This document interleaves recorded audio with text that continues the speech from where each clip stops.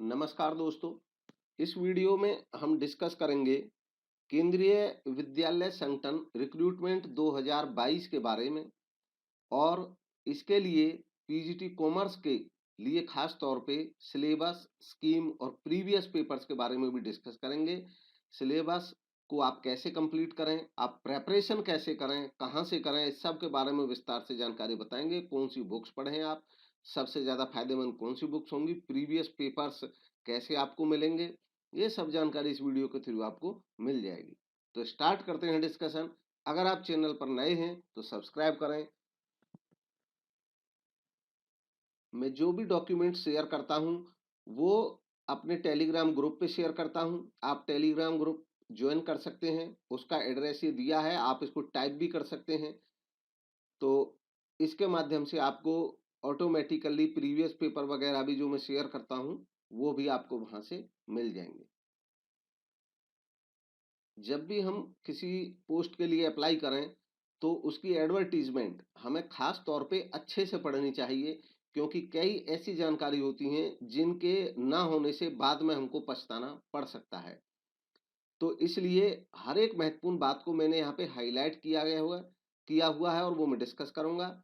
साथ ही साथ आपको ये भी मैं कहना चाहूंगा कि आप जब अप्लाई करें इस पोस्ट के लिए तो कुछ डॉक्यूमेंट्स ऐसे हैं जो आपको रिकॉर्ड में हर हाल में रखने चाहिए। इनकी जरूरत आपको पड़ेगी जब आप एग्जाम क्वालिफाई कर लेंगे।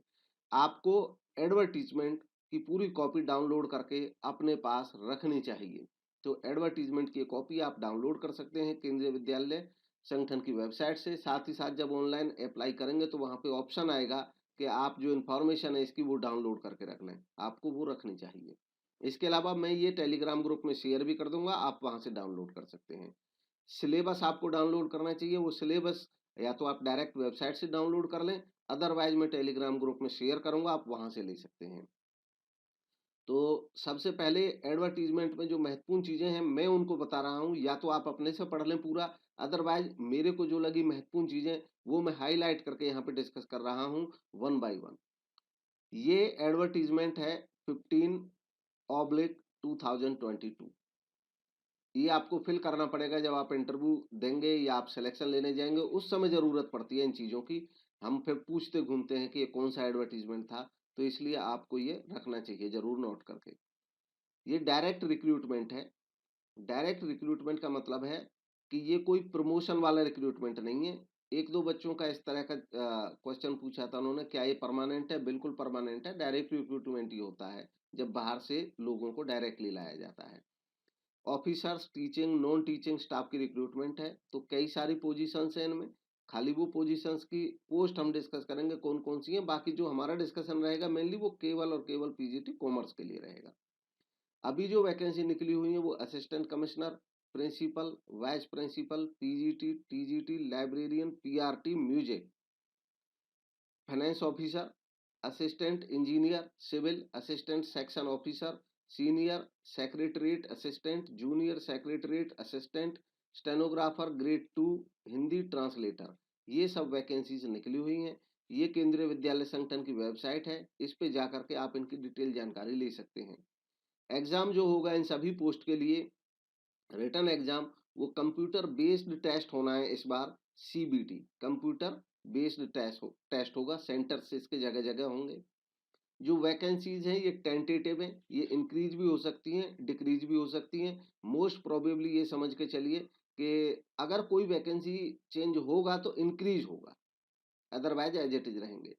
असिस्टेंट कमिश्नर की जो टोटल वैकेंसी है वो 52 हैं और अनरिजर्व की 28 हैं। ओबीसी, एससी, एसटी आप नोट कर सकते हैं। प्रिंसिपल की वैकेंसी, वाइस प्रिंसिपल की वैकेंसीज, पोस्ट ग्रेजुएट टीचर की वैकेंसीज हर सब्जेक्ट में, और कॉमर्स सब्जेक्ट में टोटल वैकेंसीज अनरिजर्व के लिए 30 हैं। तो मैं कहूं कि कॉमर्स की जैसी वैकेंसीज होती हैं आमतौर पे, अगर आप नवोदय विद्यालय, केंद्रीय विद्यालय और डीएसएसबी को लें तो ये बहुत ही अच्छी वैकेंसी है। उस हिसाब से आमतौर पे सफिशिएंट वैकेंसी हैं कंपैरेटिवली कॉमर्स के हिसाब से देखा जाए तो अक्सर कम ही रहती हैं कॉमर्स में। तो ये एक अच्छी अपॉर्चुनिटी है प्रेपरेशन करने के लिए। टोटल 66 हैं। इसके बाद है ट्रेंड ग्रेजुएट टीचर टीजीटी की वैकेंसी। लाइब्रेरियन। बाकी जो महत्वपूर्ण बात जो हमें नोट करनी है मैं उस पर पहुंचता हूँ। वैकेंसीज आप सभी की देख सकते हैं आप, क्योंकि क्लरिकल ग्रेड में भी कुछ लोग चाहें तो अप्लाई कर सकते हैं। क्लरिकल ग्रेड की कई तरह की वैकेंसीज हैं। पोस्ट ग्रेजुएट टीचर में इनसे रिलेटेड ये इन्फॉर्मेशन कॉमन है सारी। जैसे पे स्केल जो है वो आप लेवल 8 में रहेंगे। लेवल 8 7th पे कमीशन के अकॉर्डिंग लेवल 8 में जो आपका स्केल होगा वो होगा 47,600 से स्टार्ट। ये आपकी जो पहली सैलरी बनेगी उसका बेसिक ये होगा, और इस बेसिक के ऊपर आपको डीए मिलेगा, टीए मिलेगा। ये अराउंड 60,000 हो जाएगा आपका। इसके बाद पहली सैलरी, इसके बाद जो एज है वो है 40 ईयर्स अपर एज लिमिट। अपर एज लिमिट है, लोअर एज लिमिट है ही नहीं। आपको 40 साल तक के हैं तो अप्लाई कर सकते हैं। हालांकि इसमें कुछ ऐसे क्लासेस हैं जिनको इसमें राहत, तो उसको भी डिस्कस करेंगे किसमें कितनी राहत है। खास तौर पे विमेन के लिए मैं अगर बता दूं, बाकी तो कॉमन रहता है हर एक रिक्रूटमेंट में। विमेन के लिए 10 इयर्स तक का इसमें राहत मिलेगा। क्वालिफिकेशन, एसेंशियल क्वालिफिकेशन खास तौर पे कॉमर्स वालों के लिए एक समस्या रहती है, तो वो इसमें एकदम हम क्लियर अभी कर देना चाहते हैं, कोई कंफ्यूजन नहीं रहेगा बाद के लिए। कॉमर्स वालों के लिए आपको मास्टर डिग्री चाहिए एक तो, जिसमें एटलीस्ट 50% मार्क चाहिए अनरिजर्व कैटेगरी जनरल के लिए। इसके बाद पीजीटी कॉमर्स के लिए जो अप्लाई करेंगे उनका मास्टर डिग्री कॉमर्स में होना चाहिए।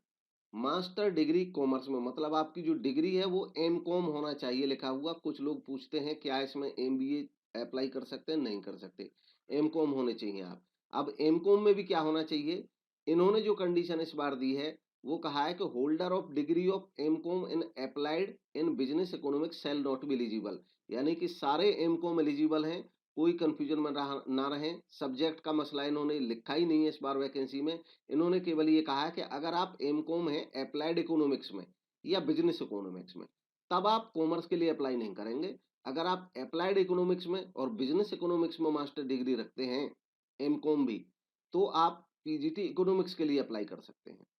बाकी जितनी भी एम कॉम है, जितनी भी एम कॉम है वो सब पीजीटी कॉमर्स के लिए अप्लाई करेंगे। इसके बाद है आपको एमकॉम के साथ साथ बीएड होना चाहिए रिकॉग्नाइज्ड यूनिवर्सिटी से। आपकी 1 साल की थी तो 1 साल की हो, 2 साल की हो 2 साल की होनी चाहिए, उसमें कोई इश्यू नहीं है। प्रोफिशिएंसी होनी चाहिए teaching in Hindi and English दोनों में, ये कंपलसरी रिक्वायरमेंट्स है। डिजायरेबल जो क्वालिफिकेशन है वो नॉलेज ऑफ कंप्यूटर एप्लीकेशन। हालांकि निश्चिंत रहें, इसकी वजह से आपके सिलेक्शन में कोई अंतर पड़ना है नहीं, रिटर्न में इसका कोई वो नहीं है। बस ये कि कंप्यूटर एप्लीकेशन के कुछ क्वेश्चंस रहते हैं, ऐसे ही आपको इंटरव्यू में अगर पूछा जाएगा तो ये एक पॉजिटिव साइन है। इसके अलावा इसका कोई विशेष फर्क आप पे पड़ेगा नहीं। इसके बाद है अब एज रिलैक्सेशन, जो राहत मिलेगी एज में वो कितनी है। एससी और एसटी के लिए आप 40 में 5 साल और जोड़ लें, 45 तक अप्लाई कर सकते हैं। ओबीसी वाले 43 तक अप्लाई कर सकते हैं। विमेन कैंडिडेट चाहे वो कोई भी कैटेगरी है, टीचिंग पोस्ट के लिए हम क्योंकि पीजीटी की बात कर रहे हैं, पीजीटी के लिए 10 साल तक उनको राहत है, यानी कि 40+10 वो 50 ईयर्स तक भी अप्लाई कर सकते हैं। बाकी अगर आप केंद्रीय विद्यालय के एम्प्लॉई हैं तो कोई एज बार है ही नहीं। क्वालिफिकेशन की जो कट ऑफ डेट है वो रहेगी 26 दिसंबर 2022। कई बार ऐसे क्वेश्चन पूछते हैं कुछ लोग कि अगर मैं अप्लाइंग हूं तो क्या अप्लाई कर सकते हैं, नहीं कर सकते। आप अगर एग्जाम का रिजल्ट आपका आ चुका है और जो रिजल्ट आ चुका है वो 26/12/2022 से पहले आ चुका है, आप क्वालिफाइड हैं, आप फिर अप्लाई कर सकते हैं। इस दिन तक आपकी क्वालिफिकेशन कंप्लीट होनी चाहिए जो भी रिक्वायरमेंट है। एज की कैलकुलेशन भी करेंगे तो आप इस दिन तक करेंगे 26 दिसंबर तक। मोड ऑफ सिलेक्शन, सिलेक्शन कैसे होगा। सिलेक्शन आपका performance in written exam, in class demo, interview, skill test, जो भी बनेगा कॉम्बिनेशन। तो पीजीटी के लिए जो कॉम्बिनेशन बनेगा वो होगा आपका रिटन टेस्ट, होगा इंटरव्यू होगा और परफॉर्मेंस टेस्ट होगा, ये एक ही साथ होगा। इस बार इसमें स्पेसिफिकली मार्क्स का भी अलॉटमेंट किया गया है, बराबर बराबर आपकी डेमो टीचिंग होगी ही केंद्रीय विद्यालय संगठन में, डेमो टीचिंग साथ ही साथ इंटरव्यू दोनों एक ही साथ होंगे, और रिटर्न टेस्ट पहले होगा। जो रिटर्न टेस्ट क्वालिफाई कर जाएंगे वो इंटरव्यू और डेमो टेस्ट के लिए जाएंगे, परफॉर्मेंस टेस्ट के लिए। फीस के बारे में, कोई फीस पे नहीं है करनी है SC ST PH physically handicap और एक्स सर्विसमैन कैटेगरी को। इसके अलावा बाकी लोगों की जो फीस है वो यहाँ पे दी गई है। PGT की जो एप्लीकेशन फीस है वो 1500 है, 1500 रुपये। जब आप ऑनलाइन अप्लाई करें तो ऑनलाइन एप्लीकेशन का प्रिंट आउट जरूर आप अपने पास निकाल करके रखें, संभाल के रखें, उसकी जरूरत भी पड़ेगी। कई दफे एडमिट कार्ड में दिक्कत आती है, या जब इंटरव्यू के लिए जब आप जाएंगे तो तब आपको ये चाहिएगा, उस समय इसकी जरूरत पड़ती है, आप ये लेके जाएंगे। ऑनलाइन अप्लाइड जो आपका फॉर्म है आपको भेजना नहीं है अभी कहीं, अपने पास ही रखेंगे, अगर इंटरव्यू में पहुंचते हैं तब आपको इसकी जरूरत पड़ेगी। आप सभी पोस्ट के लिए अप्लाई कर सकते हैं, अलग अलग पोस्ट के लिए, लेकिन एक सिंगल पोस्ट के लिए अगर आप PGT कॉमर्स के लिए अप्लाई कर रहे हैं तो आप दो एप्लीकेशन नहीं फिल करेंगे वहां पे। अगर दो एप्लीकेशन आपने फिल कर दी किसी कारण से तो आपका फॉर्म ही रिजेक्ट हो जाएगा और फीस भी आपकी जब्त हो जाएगी। ऑनलाइन एप्लीकेशन स्टार्ट हो चुकी है 5 दिसंबर 2022 से, और लास्ट डेट एप्लीकेशन की है 26 दिसंबर 2022। रिटर्न टेस्ट की डेट अभी दी नहीं है, वो आने वाले समय में KVS की वेबसाइट पर जानकारी मिल जाएगी। इसके अलावा आप अगर हमारे ग्रुप में रहते हैं, टेलीग्राम ग्रुप में, तो वहां पे ये सब जानकारी अपडेट होती रहती है। जैसे ही कोई एग्जाम आता है उसकी डेट या एडमिट कार्ड, सारी जानकारी वहां पे अपडेट हो जाती है। जो कंप्यूटर बेस्ड टेस्ट होगा वो बाईलिंगुअल होगा, क्वेश्चंस हिंदी में भी रहेंगे और इंग्लिश में भी रहेंगे, सब्जेक्ट वाले सभी। फॉर्म में जो भी जानकारी भरें अपने सामने भरें, अगर साइबर कैफे से भरवा रहे हैं तो बिल्कुल अपने सामने भरवाएं और एक एक जानकारी को चेक करते रहें। जल्दबाजी में कोई दिक्कत नहीं होनी चाहिए, क्योंकि अगर आपने डेट ऑफ बर्थ, नाम, फादर नेम, जेंडर एटसेट्रा में कोई भी मिस्टेक हो गई तो केंद्रीय विद्यालय वालों का कहना है कि उसमें वो कोई भी परमिट नहीं करेंगे किसी भी तरह का चेंज बाद में। तो इसलिए ध्यान से भरें सारी जानकारी। अब बात करते हैं स्कीम ऑफ एग्जाम की, जो पोस्ट ग्रेजुएट टीचर PGT के लिए है। इसका जो रिटर्न टेस्ट होगा टोटल 180 मार्क्स का होगा, और 180 ऑब्जेक्टिव टाइप MCQs होंगे, मल्टीपल चॉइस क्वेश्चंस होंगे। 1 मार्क हर एक क्वेश्चन का होगा, एक क्वेश्चन पे 1 मार्क मिलेगा। एग्जाम की जो ड्यूरेशन है रिटर्न टेस्ट की वो 180 मिनट्स है, यानी कि 3 आवर्स। कोई बीच में हर एक पार्ट के लिए अलग से कोई टाइम तय नहीं है। टोटल 180 क्वेश्चंस के लिए आपको टोटल 180 मिनट्स का ही टाइम मिलेगा, इसमें आपको ये पेपर अटेम्प्ट करना है। इसके बाद जो नंबर ऑफ क्वेश्चंस हैं पार्ट 1 में, पहला पार्ट जो होगा उसमें 20 मार्क्स यानी कि 20 क्वेश्चंस ही होंगे, और वो लैंग्वेज प्रोफिशिएंसी का टेस्ट होगा। जनरल इंग्लिश के 10 क्वेश्चन और जनरल हिंदी के भी 10 क्वेश्चन। इसके बाद पार्ट 2 में जनरल अवेयरनेस, रीजनिंग प्रोफिशिएंसी इन कंप्यूटर 20 मार्क्स का होगा। इसमें 10 मार्क्स की जनरल अवेयरनेस और करंट अफेयर्स। इसके लिए आप न्यूज़पेपर पढ़ते रहें, करंट अफेयर्स की मैगजीन पढ़ते रहें, या करंट अफेयर्स का किसी का चैनल है आप उसको लगातार व्यू करते रहें एग्जाम तक। Reasoning ability 5 question, computer literacy 5 question. ये जो आपके CTET लेवल की बुक्स होती हैं वहां से मिल जाएंगे ये टॉपिक्स, उसमें से आप प्रेपरेशन कर सकते हैं। या PGT पेपर 1 की बहुत सारे पब्लिकेशन है जिनकी बुक आती है, आप कोई एक बुक लें और उसको पढ़ें अच्छे से, सफिशियंट है। Perspective on education and leadership 40 question, ये भी आपको पेपर 1 की बुक मिल जाएगी केंद्रीय विद्यालय संगठन की, बहुत सारे पब्लिशर्स की, किसी की भी एक ले लें और उसको पढ़ें। इसके बाद सब्जेक्ट पार्ट 4 जो है वो सब्जेक्ट स्पेसिफिक सिलेबस है 100 मार्क्स का। तो इसमें हम कॉमर्स का जो सिलेबस है वो टॉपिक वाइज डिस्कस करेंगे आज, और उसकी बुक्स भी बताएंगे। स्ट्रेटेजी भी बताएंगे इस वीडियो में। प्रोफेशनल कॉम्पिटेंसी टेस्ट, जो टेस्ट होना कॉम्पिटेंसी टेस्ट, इसमें क्या होगा, टोटल 60 मार्क्स का है ये, जिसमें 30 मार्क्स तो होंगे डेमो टीचिंग से, कि आपको टीचिंग करके दिखानी होगी, और 30 मार्क्स होंगे इंटरव्यू के, टोटल 60 मार्क्स का होगा।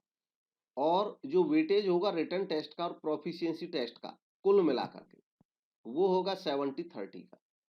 70-30 का रेशियो बनाएंगे ये, यानी कि जो 180 का रिटर्न है उसका 70, उसको वेटेज जो देंगे 100 में से वो 70 देंगे, और जो आपका 60 का, ये 60 मार्क्स का परफॉर्मेंस टेस्ट है, इसकी वेटेज 30 की हो जाएगी। तो ये रेशियो मेंटेन करेंगे, ये आप जो भी मार्क्स ले आएंगे इस हिसाब से रेशियो बनाएंगे। तो जो वेटेज है वो रिटर्न का काफी ज्यादा है। अब पार्ट 1 की डिटेल में जानकारी, जो जनरल इंग्लिश है उसमें reading comprehension, word power, grammar और यूसेज। जनरल हिंदी में पठन कौशल, शब्द सामर्थ्य, व्याकरण एवं प्रयुक्ति। General awareness, reasoning and proficiency में general awareness, current affair, reasoning ability, computer literacy. Perspective on education and leadership, इसके बारे में भी अंडरस्टैंडिंग द लर्नर, पहला पार्ट, इसमें से भी 15 questions. Understanding the teaching learning, 15 questions इसमें से होंगे। ये सारे टॉपिक्स दिए हुए हैं, आप आराम से पढ़ सकते हैं। ये पीडीएफ भी मैं टेलीग्राम ग्रुप में शेयर कर दूंगा। Creating conducive learning environment, 4 questions होंगे। School organisation and leadership, 4 questions होंगे। पर्सपेक्टिव इन एजुकेशन, 2 क्वेश्चंस इसमें होंगे, जिसमें एनईपी पे भी क्वेश्चन होगा। अब सब्जेक्ट स्पेसिफिक के बारे में डिस्कस करते हैं। पीजीटी कॉमर्स के लिए अकाउंटेंसी और बिजनेस स्टडीज। पीजीटी कॉमर्स के लिए पार्ट 1 में अकाउंटेंसी। अकाउंटेंसी में खास तौर पे इन्होंने स्पष्ट तरीके से बता दिया है कि सब्जेक्ट स्पेसिफिक सिलेबस में शामिल होगा एनसीईआरटी और सीबीएसई सिलेबस और इसके टेक्स्ट बुक के कॉन्सेप्ट। तो आपको एनसीईआरटी की बुक ऑनलाइन भी अवेलेबल है, ऑफलाइन भी काफ़ी सस्ती रहती हैं, आप उनको डाउनलोड कर सकते हैं और वहाँ से पढ़ सकते हैं। एनसीईआरटी बुक जरूर पढ़ें आप, कि आप चाहे किसी भी पीजीटी एग्जाम की तैयारी कर रहे हैं उसको एक बार जरूर पढ़ें। कॉमर्स की बुक्स, कॉमर्स और अकाउंटेंसी। इसके अलावा आप किसी प्राइवेट पब्लिशर की जो 11th-12th में बुक पढ़ चल रही हैं, आप उनमें से भी किसी भी पब्लिकेशन की बुक पढ़ सकते हैं, चाहे तो टी एस ग्रेवाल जो ऑथर है उनकी बुक, या डी के गोयल की बुक, या तुलसियान की बुक, ये काफ़ी फेमस बुक्स हैं। इसके अलावा आप जो पसंद करें वो पढ़ सकते हैं अकाउंटेंसी में। ऐसे ही बिजनेस स्टडीज़ में आर के सिंगला, या आपको जो भी राइटर पसंद है, कोई एक नहीं, एनसीईआरटी पढ़ें, प्लस एक प्राइवेट पब्लिकेशन की बुक पढ़ें, और प्लस आप हमारे नोट्स पढ़ें। हमारे नोट्स भी ऑनलाइन ग्रुप में अवेलेबल हैं, आप वो पढ़ सकते हैं, फ्री ऑफ कॉस्ट डाउनलोड कर सकते हैं। इसके अलावा हम इस बार रिटर्न भी, ये रिटर्न नोट्स यानी कि फिजिकल नोट्स भी प्रोवाइड कराएंगे, प्रिंटेड नोट्स, तो उसकी जानकारी ग्रुप में दे दी जाएगी। जब नोट्स रेडी हो जाएंगे तब जानकारी दे दी जाएगी। आप इतना पढ़ लेंगे सफिशिएंट है, बड़ी आसानी से आप एग्जाम निकाल लेंगे।